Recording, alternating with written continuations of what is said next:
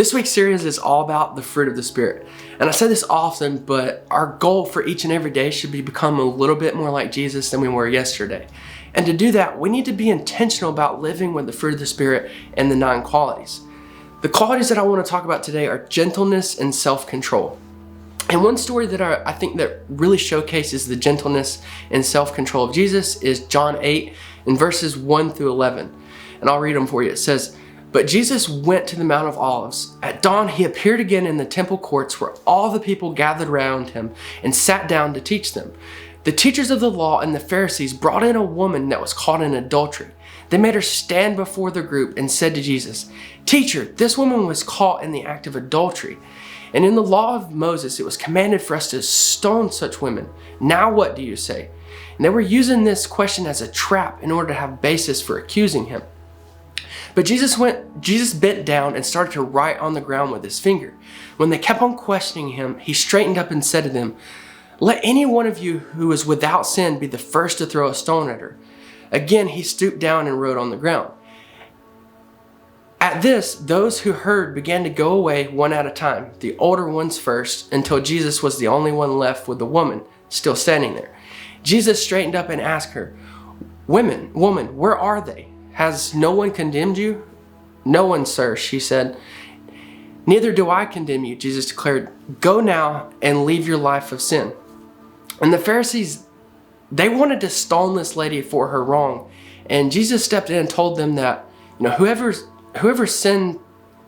without sin can be the first one to throw a stone. And I'm sure that the actions of this woman probably really upset Jesus, probably pretty bad. I'm sure that he wasn't happy with her at all. Because I know that Jesus isn't happy when we sin. So Jesus I'm sure he was a little bit upset, and he could have easily said, this is the law and you broke it, and now you're going to receive the consequences. But instead, he chose to handle the situation differently. He chose to handle the situation with gentleness and with self-control. A little bit earlier, I said that we need to be intentional about living with the fruit of the Spirit, because it really does. It takes work and it takes practice. And not one of us, especially me, is perfect. And we don't naturally have all 9 qualities. If you're anything like me, there's a few or possibly even a majority of the qualities about you that you possess, that you live out, that you're really good at. But on the other hand, there's usually a few that we struggle with, and I know that there's a few that I struggle with. And 2 of the attributes that I've been working on over the last few years is gentleness and self-control. Growing up, my parents, and especially my dad, he held me to a very high standard. And just to kind of paint you a picture of this, like, here's a couple examples. Number 1, I can remember being grounded for getting a B on a report card. It was my first B. I don't even think it was a low B. I think it was like an 87 or an 88. So it was really more like a B plus. But I can remember getting grounded for that. That's the standard that A's was the standard that I was held to. And then another example is, I was a pretty good athlete growing up. I played multiple sports and was pretty decent. And I can remember, playing baseball, and I played shortstop, and I would turn, a couple double plays and would go 3 for 4 when I was batting. But when I would get in the car on the way home, we would always be talking about the one strikeout that I had. It wasn't the going 3 for 4 and all the good things. We were talking about and working on and diagnosing why I had that one strikeout.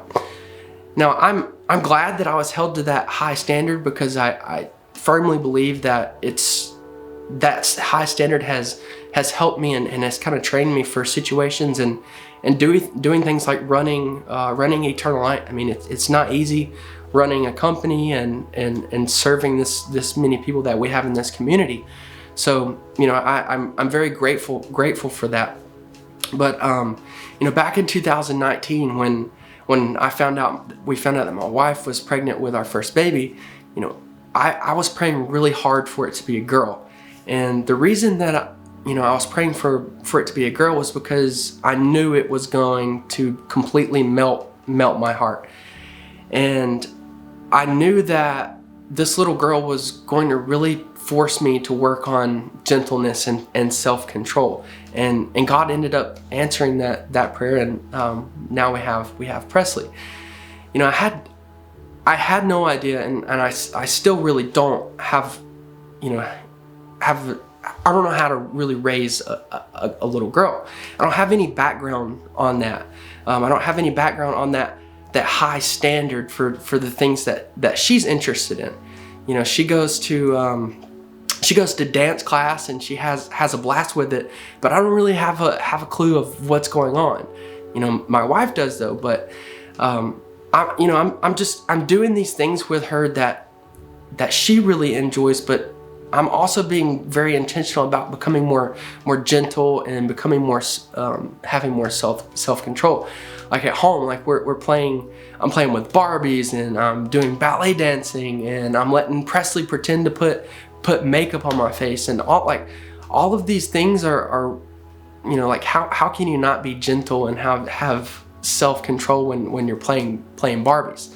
And I know this is a silly illustration, but the more intentional that I am about demonstrating these qualities with her and demonstrating these qualities, you know, when I'm doing these things with her, the more that I see that these traits rolling over into other areas of my life.